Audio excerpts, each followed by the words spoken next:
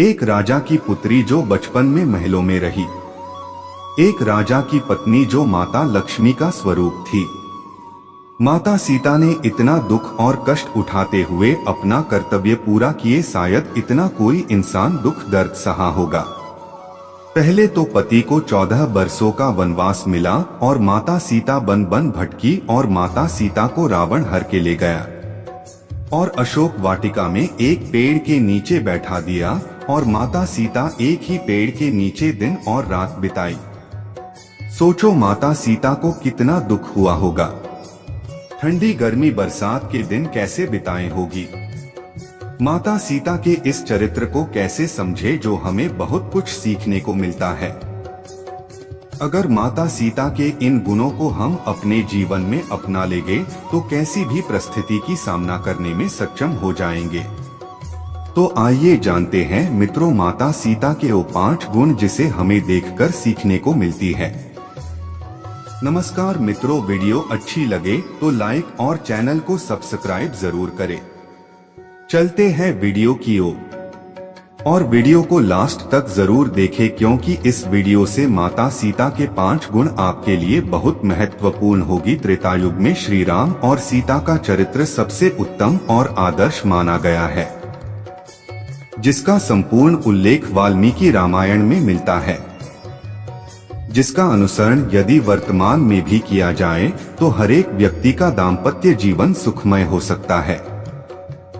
ऐसे में सीता जी की इन 6 बातों को यदि जिंदगी में शामिल किया जाए तो दाम्पत्य जीवन सुंदर बनाया जा सकता है।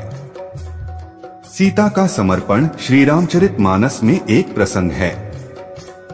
जब श्री राम और सीता ने विवाह के बाद पहली बार बात की तो राम ने सीता को वचन दिया कि वे जीवन भर उनके प्रति निष्ठावान रहेंगे। उनके जीवन में कभी कोई दूसरी स्त्री नहीं आएगी। सीता ने भी वचन दिया कि हर सुख और दुख में वे साथ रहेंगी। श्री राम और सीता ने पहली बातचीत में भरोसे और समर्पण का वादा किया।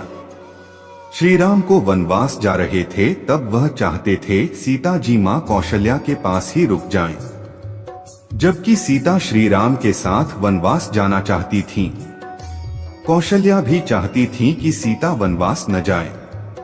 इस विषय पर सीता की इच्छा और श्री राम कौशल्या की इच्छा अलग अलग थी। आज के समय में सास, बहू और बेटा इन तीनों के बीच मतभेद होते हैं तो परिवार में तनाव बढ़ जाता है, लेकिन रामायण में श्री राम के धैर्य, सीता जी और कौशल्या जी की समझ से सभी मतभेद दूर हो गए। केवट की नाव में जब सीता ने श्री राम के चेहरे पर संकोच के भाव देखे तो सीता ने तुरंत ही अपनी अंगूठी उतारकर उस केवट को भेंट में देनी चाहिए, लेकिन केवट ने अंगूठी नहीं ली। केवट ने कहा कि वनवास पूरा करने के बाद लौटते समय आप मुझे जो भी उपहार देंगे मैं उसे प्रसाद समझकर स्वीकार कर लूंगा। श्री राम के चेहरे पर संकोच के भाव देखते ही सीता जी समझ गईं कि राम केवट को कुछ भेंट देना चाहते हैं, लेकिन उनके पास देने के लिए कुछ नहीं था। यह बात समझते ही सीता ने अपनी अंगूठी उतारकर केवट को देने के लिए आगे कर दी। सीता जी और राम जीवन में साथ रहे, उनकी यह बात इंगित करती है कि पति पत्नी गृहस्थी की धुरी होते हैं।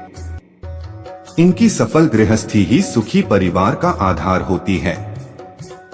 अगर पति पत्नी के रिश्ते में थोड़ा भी दुराव या अलगाव है तो फिर परिवार कभी खुश नहीं रह सकता। परिवार का सुख गृहस्थी की सफलता पर निर्भर करता है। स्त्री में ऐसे कई श्रेष्ठ गुण होते हैं जो पुरुष को अपना लेना चाहिए। प्रेम, सेवा, उदारता, समर्पण और क्षमा की भावना स्त्रियों में ऐसे गुण हैं जो उन्हें देवी के समान सम्मान और गौरव प्रदान करते हैं।